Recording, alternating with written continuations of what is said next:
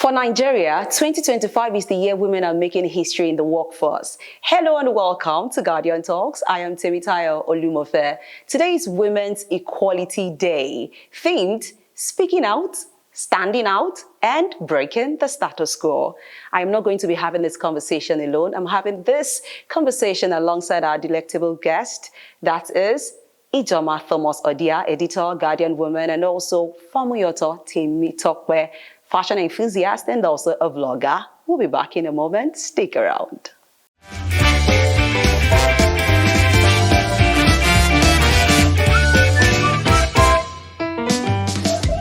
Welcome to Guardian Talks. And like I said earlier, it's Women's Equality Day. So to begin with, according to 2025 Global Gender Gap Report, Nigeria has reached its highest ever female labor force participation at 95.6%, marking a major step in closing the gender gap despite mixed overall performance. So to start with, let me start with Ijeoma Thomas-Odia. Yeah.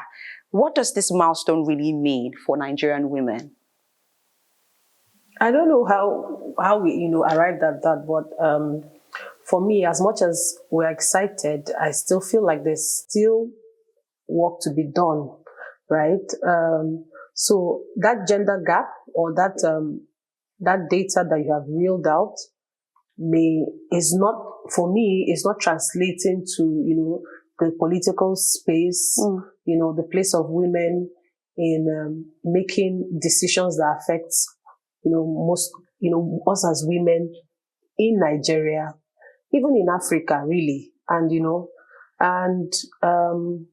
we see that there are a lot of women who are looking at having, to be in rooms, to be in spaces and to lead.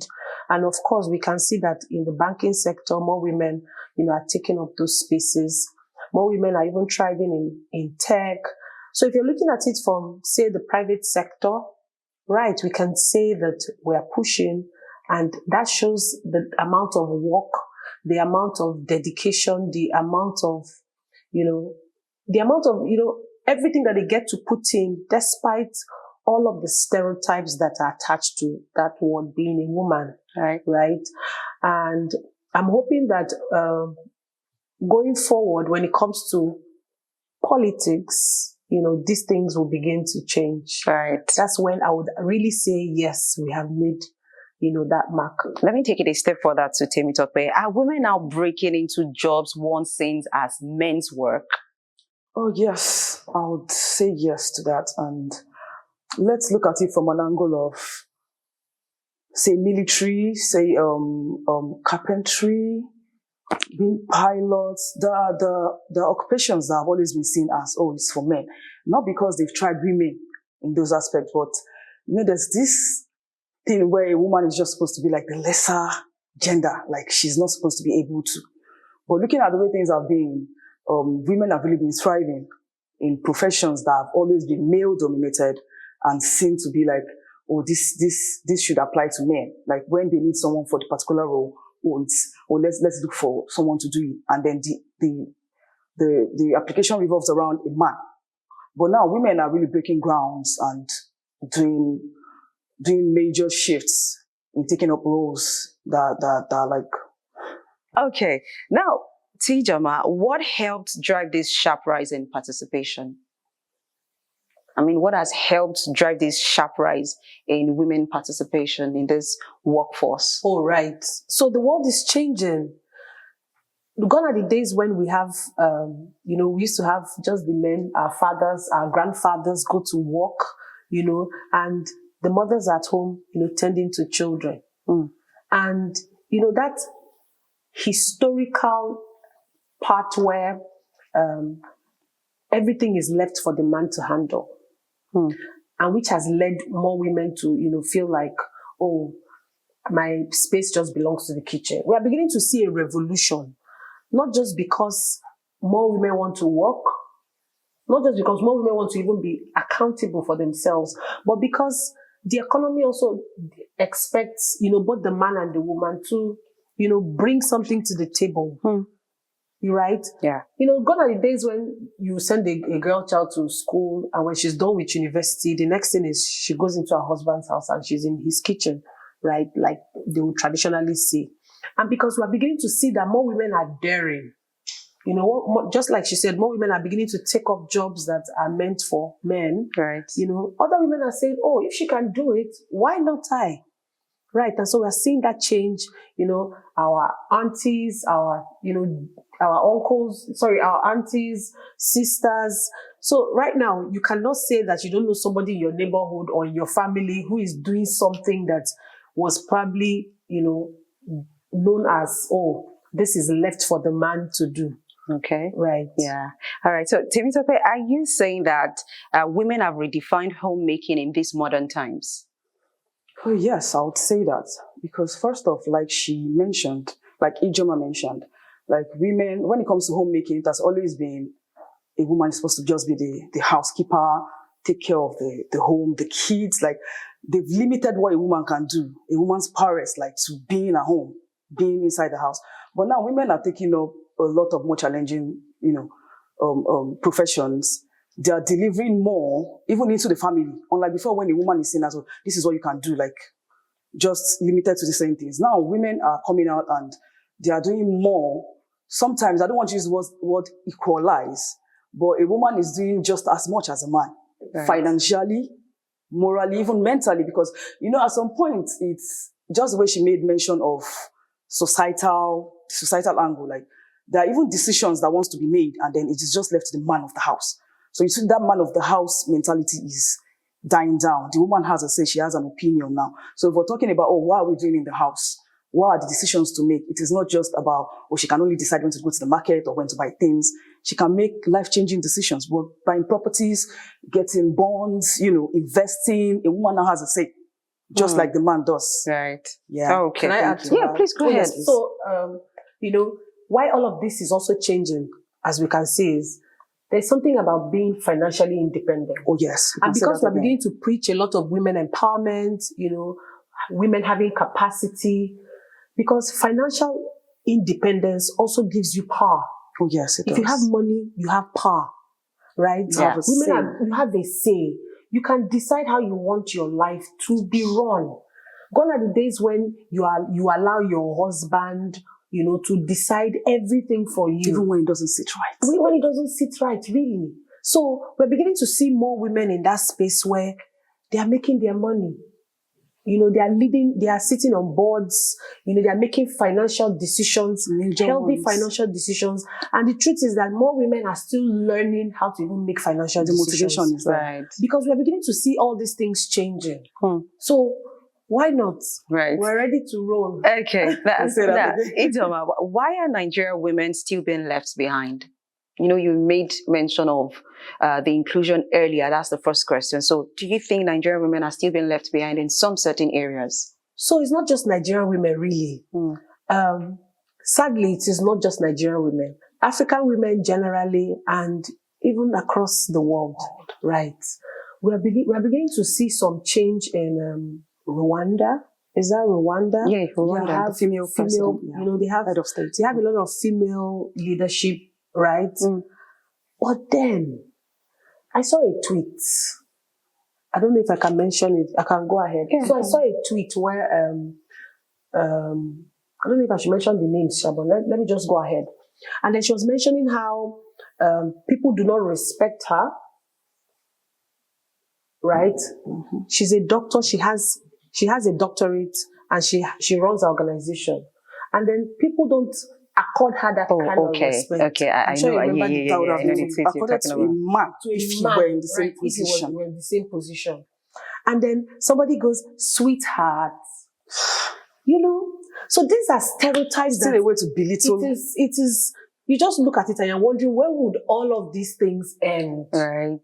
Right. It's okay if you're a man and you have that position and everybody will bow to you. But let it be a woman, they'll not remember, how is she? The energy is always different. Are you sure she's not into prostitution? Oh, are you sure she's not, Yeah, there's always a tag. There's always a tag. So you see that stereotyping I don't know when it's going to end. And there's a US statistics that actually said it's going to take about 100 years to get that gender parity.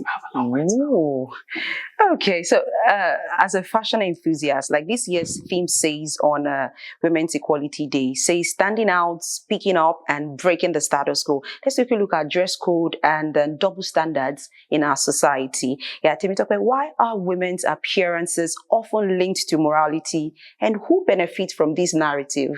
Patriarchy. That is what it is. So, you see this thing about dressing, there's been a lot of conversations around it, which I don't think would end soon. Now, appearance, yeah, there's this quote that goes, never judge a book by its cover, right? I mean, there's more to what a woman embodies than what she's wearing. Right. A lot of times, a woman's mental capacity is they just make it revolve around, oh, this is how she's dressed and that is it. No. And then they still try to pin it on sexual harassment. Oh, she has to look decent, she has to wear this, she needs to look a certain way to avoid predators. But we all know that even in situations, hijabis get sexually harassed. Now, for a lady that is well covered, we've seen girls coming from night vigil. We see all these things online. Evidence. A girl is coming from a vigil. Someone that went to a vigil, we can tell what her dress sense is. And then she gets raped on the way. Please, what is it about someone that is well clothed that attracts a predator? If not that the predator himself is just not well grounded. So as much as society wants to focus on a woman's attire, what she's wearing, how she looks, her public appearance, majority of the work needs to be done on the other gender. Right. Teach the boys. I'm using boys because he has to start from the scratch. Teach the boys to have regard and have respect for the woman body. Teach them to have morals. Because you see, even young boys now, you see them on the road, they'll see a woman, and then they're making funny compliments. And you're like, you should not even be talking about stuff like this. Like, how were you trained? Who raised you? So a woman's appearance is not something to be dabbled upon, because for every time this happens, the blame is still on the woman. It is still on the girl. What happened to the predator? What happened to the person that harassed her? Right. Why are we blaming her? Victim blaming, it has always been a thing, and it needs to stop. It's like a grassroots thing. They need to start the work from I don't want to say maybe kindergarten, because those are kids that don't understand, but maybe from secondary school. Once a boy is approaching teenage, you begin to teach him. A girl could be dressed, maybe let me use the word inappropriately, and a man sees her and still understands that, okay, this is not avenue for me to say I want to touch her in the wrong way, or say, oh, I want to harass her. No, that does not give room for that.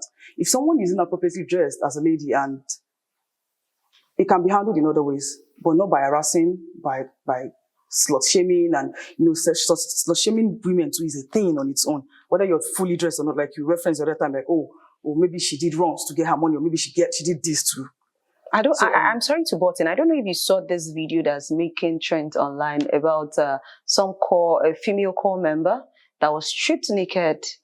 And I think this also boils down to having regard for women, because I saw the video and I couldn't finish watching it. The one that happened in Anambra. No, not flights. It happened The one that happened in Anambra. Yes. Yeah. So it was alleged that I think they are into form of dubious acts. It was alleged, wasn't proven. But then I think the security watch in that neighborhood got a hold on this core member and then stripped her naked, started beating, and then the wife of the state governor came out and then offered help.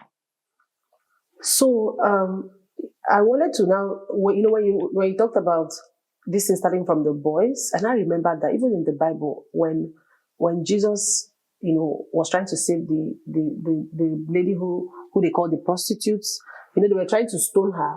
And he said, if you're any man without sin, be the first. And nobody did. So at that point, how come she was the only one with sin? Right. There was a man. So it just tells you how far back this has been a thing. Right. And it's not living any soon. Sorry. Because if you're shaming the prostitute, right, how about the people patronizing her? Who made her a prostitute? Like, you can't prostitute on there has to be patronage, yeah.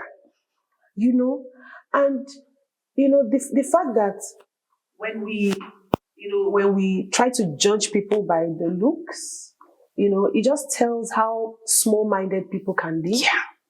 Right. And these are things that you cannot learn them from a school. You cannot, they are habits that have to start from families, have to start from homes, you know, just like she said. I would like to hear your thoughts both on this. What practical steps can men, like she said earlier, and other allies take to help end the shaming and restrictions women face over clothing? Do we have an anti-sexual harassment bill? Because I don't know what's going on with it. You see the issue of Natasha and Akpabio. So if at that level, they are still playing hanky-panky, so what's the fate of the average man out there? That's why we'll just keep running in silos. Because what happens to an anti-sexual harassment bill? There are economies with rape policies, you know, bills that actually address these things. But we have seen that from what we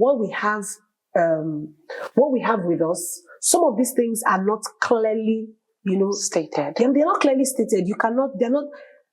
The thing with There's no rule governing them. yes, you know that when it comes to sexual harassment, it is not just rape.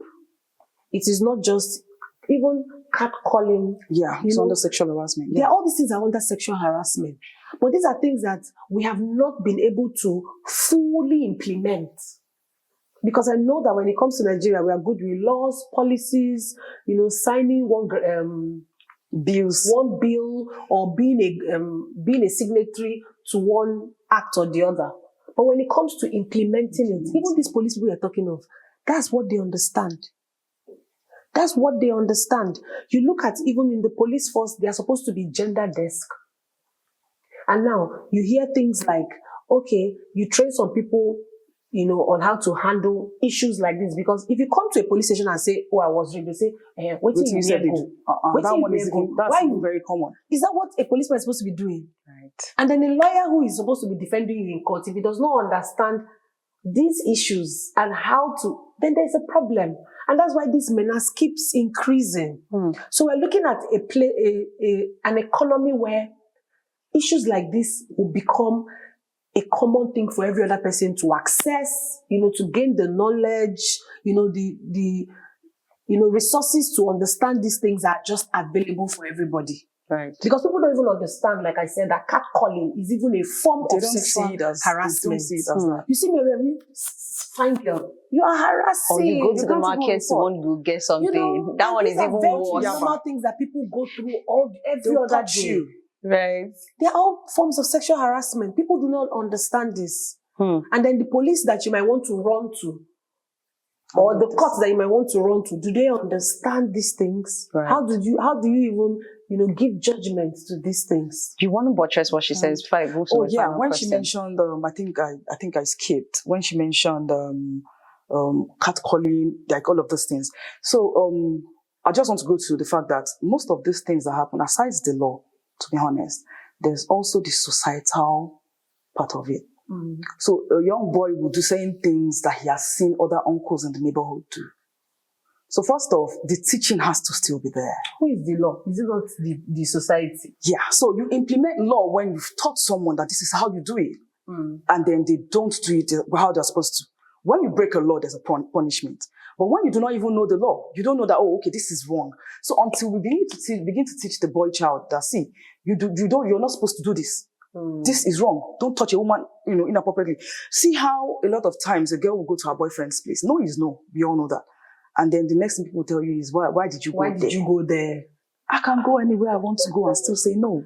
Why do I need a certain place? Even if I'm half naked, I can still, even when you are trying to enter, I can still say no. Exactly. So and it should be respected. Able to that respect for the female gender is what the male gender needs to be taught. Right. And one thing I've come to understand is men love to listen to other men. You know, men don't really like to listen to women. Men love listening to other men. So I feel like, as crazy as this might sound, this particular mission is for the men to still do. Right. For the men that care about the female gender. For the men that are fathers, uncles, they have nieces. If you don't want to protect the woman that you call maybe your girlfriend, your wife, you love your daughter. Do it for your daughter. Scrutinize boys because of your daughter. Right. For your nieces that you love, the ones that call you uncle, that like to come to your place. Do it for them. Do it for the society.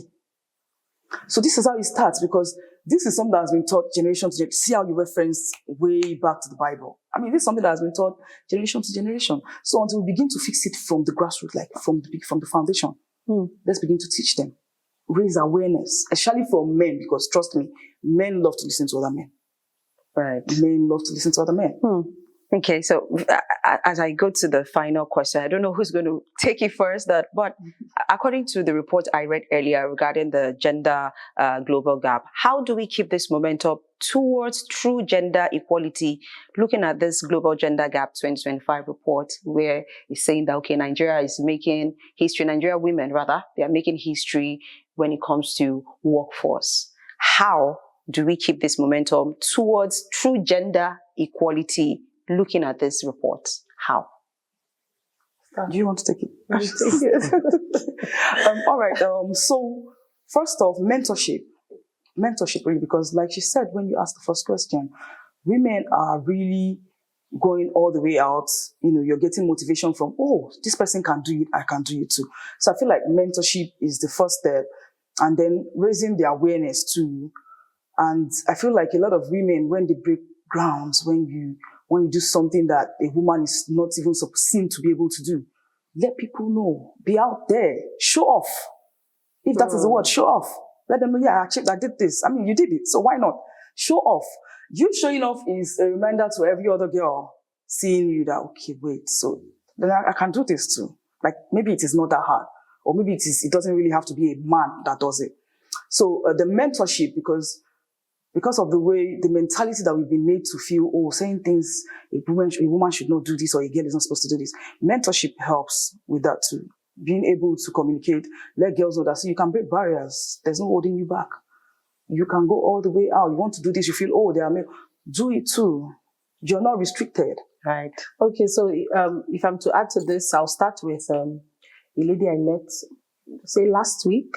She came all the way from the UK, and she's here to, encourage more women to buy property in the UK. So it means that she has seen something, right? So her aim is she wants more women, because it means that more women have been coming over. So now she wants to come to where they say it is them. Is the hub of women who are, let me encourage them, because so it means that more women have it. More women need to also know where they put in their money when it comes to investment. Mm-hmm. And that shows, of course, it reflects in the report. I'm just trying to align with what you have said. Mm-hmm. And so what does it generally say is that if I'm seeing you do it, and I know that you're also a woman like me, why not? Why not? We're all going up together. Right. Mm-hmm. So let's just keep at it. We see today that there are, a lot of motivational events, women conference, holding here and there. In fact, most professional bodies have a women's wing. Right. There is just none. And the just mention the profession. I'll tell you the women just part being of a it. girl's girl. Most professions have a women's wing, and it was intentional because they see that besides being an engineer, there's a need to have women in engineering. Because there's something just the womanhood, brings to it. Because sometimes when you leave that woman in the space of the man is probably heading everything and taking everywhere. But they need to also feel their leadership and, make things run the way they want. And we have also seen that, well, of course, your report also says it, that more women are, when you put them in a space that is even run, that's even for a man and a woman, they do better. Right. They do better. There are better results. The economy is better. So why are women not giving a chance? Right. Sorry, let me add to that. You mentioned politics the other time. I still feel like Nigerian politics would do better with more women. I still feel, I don't know why I always feel that, and I feel like women, they keep trying to, I feel like that's a sector where it's so hard for women to penetrate. I don't know why. Look at when you reference this Natasha woman, and that's something that won't happen with a fellow man. We know that won't happen with a fellow man. But because it's a woman, there's always this thing where you feel like I have to clip her wings. It happens like I have to clip her wings. The Senate today has about maybe 2 women right now in the Senate, because Natasha is away. You don't even hear them. I'm sure if you open the daily, you can't hear that a woman is in the Senate. Because she's probably trying to protect Like they clip them in the she's seat. trying Like to you protect can't go what she past has. a certain level. I'm sure we can't stop talking about this because it's a continuous conversation. Continuous. I really want to appreciate your time with us here. Ijeoma Thomas-Odia, editor, Guardian woman, and also Temitope A, Famuyantan, fashion enthusiast, and also a vlogger. I want to appreciate you, your welcome. submission, your intelligent insight. Thank you so much. And like you rightly heard, every woman's voice matters. So the conversation does not stop here. It continues. And then we can keep the conversation alive on Guardian TV. Now you can just go straight to at Guardian Nigeria across all social media platforms. I am Temitope A. It has been Guardian Talks. Bye.